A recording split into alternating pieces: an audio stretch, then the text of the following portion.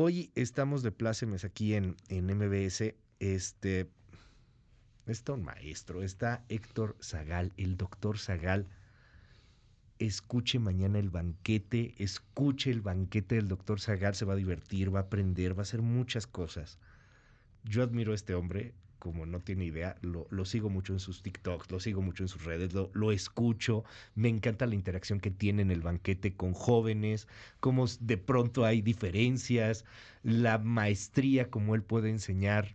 Héctor, gracias doctor por estar con nosotros, bienvenido. Luis, muchísimas gracias, un gustazo estar contigo. Yo le decía que yo desayuno No, escuchándote hombre. diario, ¿no? No, a veces hay que tomar un poco de Melox porque las Sí, noticias, ¿verdad? porque no todas las noticias son buenas, pero el mensajero es magnífico. No, Gracias, hombre, Luis, por muchas el gracias. espacio. Eres muy generoso. Oye, vienes a presentar el libro El vampiro del virrey. Pues sí. Un hombre prohibido, una leyenda negra. A ver, cuéntanos. Exactamente, rápidamente. Estamos siglo XVIII, finales del siglo Ajá. XVIII.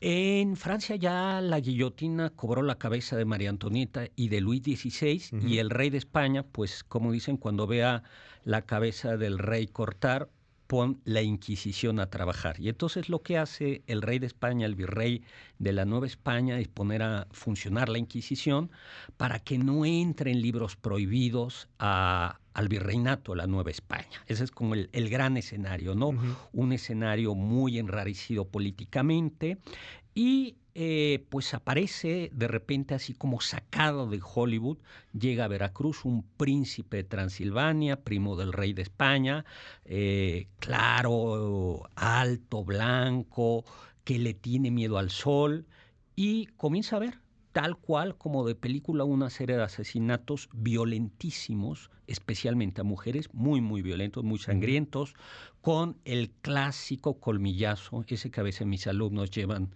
los lunes en la Ok. mañana. Pero, sí, Es un colmillazo de pasión. sí, sí, este yo creo que este sí es más violento, ¿no? Sí, Ok. el lunes. Y entonces el inquisidor dice, ¿quién es la experta en la Nueva España, en fantasmas, en espectros? Pues es Sor Filota del Niño Jesús, una monja inteligente y muy letrada, rica y un poco escéptica. Y le dicen, hay vampiros. Y ella dice, no, no me creo que haya vampiros. Ujú. Y además, como, con muy buen humor, dice, mire, a ver, los vampiros le tienen miedo al sol, miedo a la plata y miedo al ajo. Y si hay algo que hay en la Nueva España es hay mucho sol, hay mucha plata y todo lo comemos con ajo, con lo cual estas criaturas hubieran extinguido. Pero pues comienza a haber asesinatos y entonces en su mismo convento y ella pues como detective se lanza, está ya un poco aburrida del convento, es claro que hay un guiño a Sor Ujú. Juana Inés de la Cruz, Sí, claro. esta Sor Filotea se lanza por toda la Ciudad de México, por Puebla y por otros lugares a tratar de desentrañar este misterio. Porque es curioso, o sea, hay un cine de vampiros mexicano muy Ujú. divertido, alguno muy bien hecho como Cronos y otro menos bien hecho, pero muy divertido también como La invasión de los vampiros, pero casi no hay literatura de vampiros en México, si quitamos algo de Carlos Fuentes y algo de Ujú. Quiriarte, y yo creo pues, que los vampiros tenían su derecho a estar en la Nueva España, ¿no? Y Claro. entonces esta es la entrada, la inauguración de los vampiros en la Nueva España, ¿no? Es una novela en la que hay muchas tensiones, porque Sor Filote es una mujer empoderada. Ujú. Hay un momento duro donde el inquisidor dice, qué mujer tan inteligente, lástima que esa alma tenga cuerpo de varón, de mujer, ¿no?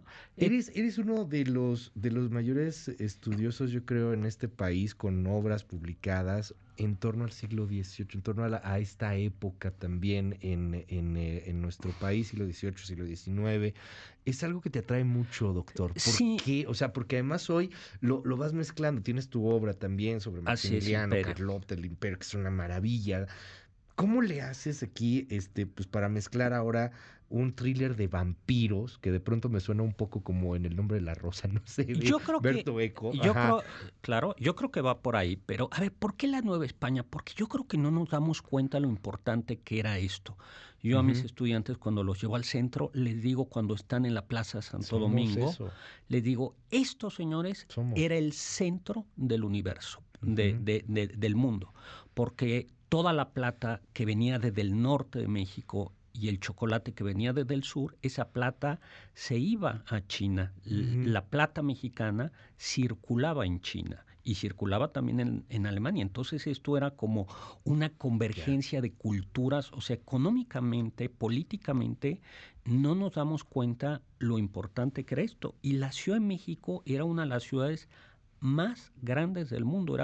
Era China, luego venía México y Constantinopla. Entonces creo que es un momento, pues como no solo pintoresco, sino pues que merece. Y muy olvidado en esta Claro, historia de bronce, ¿no? En esta historia que claro. nos cuentan en la escuela. Esta fue la conquista, Sí. la parte del imperio, ya, no nos No, olvidamos de esto. Aquí era el virreinato, no. no queremos saber nada más. Y México nace en el virreinato. De hecho, el otro elemento de mi novela es la comida. Todo el mundo se la pasa comiendo, pero parte de la identidad gastronómica de nuestro país nace aquí. Al pobre vampiro, por cierto, le dan de comer, bueno, al que se llama Joana Paffi, llega a Puebla y le dan un manchamanteles poblano, Un mole. delicioso. No, Todavía no era mole, ¿no? No, es que había Ajá. varios moles y el manchamanteles es uno que lleva adobo y frutas, muchas Ok. frutas. Casi no se consigue ya. Y pues vampiro a vampiro, pero termina en la letrina. Esa noche. Y la misma monja dice, caray, bueno, si este es el vampiro, pues es como muy frágil, no soportó. Pero es parte de esto, ¿no? Por ejemplo, la identidad es, el manchamanteles lleva frutas africanas, frutas orientales, especias orientales, chiles mexicanos, pavo o guajolote mexicano y cerdo europeo. O sea, es la formación de la identidad. Era un México, como lo es hoy, pero te lo quiero preguntar, porque era un México también siempre muy folclórico, siempre con muchas leyendas. Entonces yo me imagino a las personas que habitaban ese México, que era el centro del universo. Esto que dices, era el Nueva York de esa época. Así es, así es.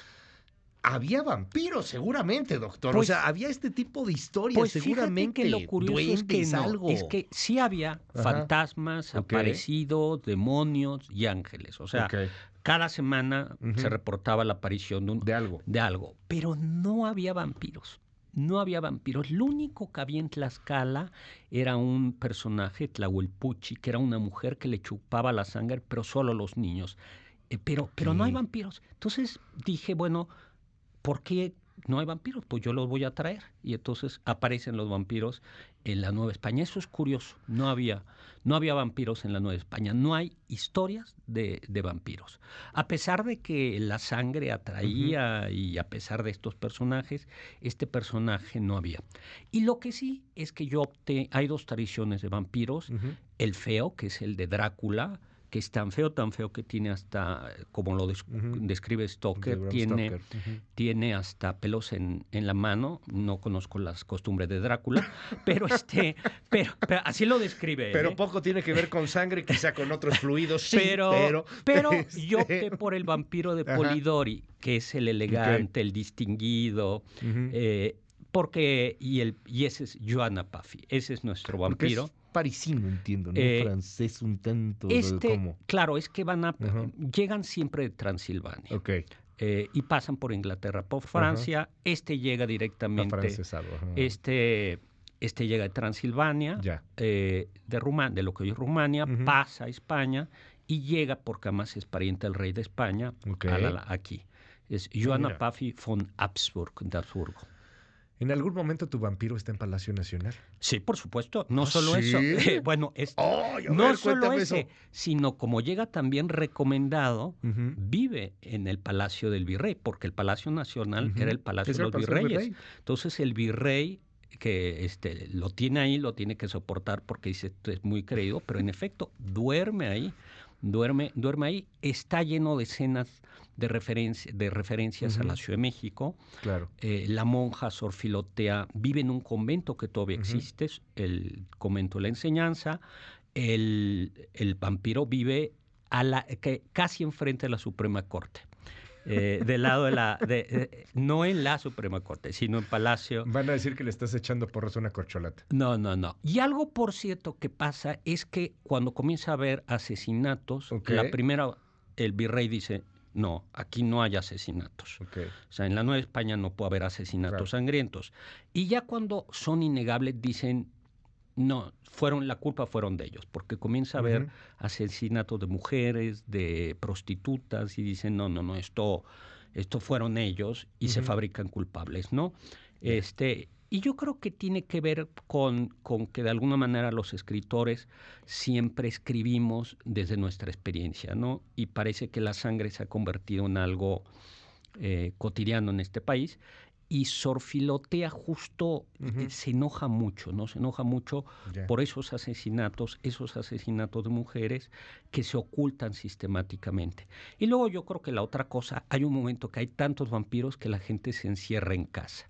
Y claro, yo escribí esto en la época de la pandemia. Entonces dije, fue Ya. proyección personal, dije, o sea, por supuesto. ¿Está disponible en dónde? ¿En todas las librerías? Todas las librerías, Ok. plataformas, está en digital, en físico y en audiolibro. Es lo que te iba a preguntar, ¿hay audiolibro Y ya? está padrísimo, padrísimo. Son 2 actores quienes lo leen. Es que tú eres un maestro en eso. Sí, entonces, ¿Dirigiste el audiolibro?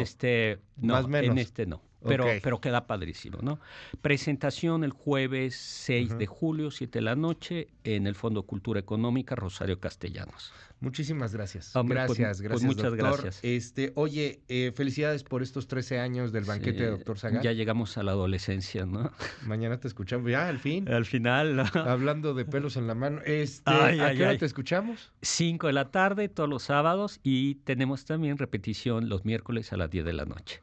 Muchas gracias, doctor. Pues un abrazo y un abrazo a todos. Y mucho éxito. Gracias.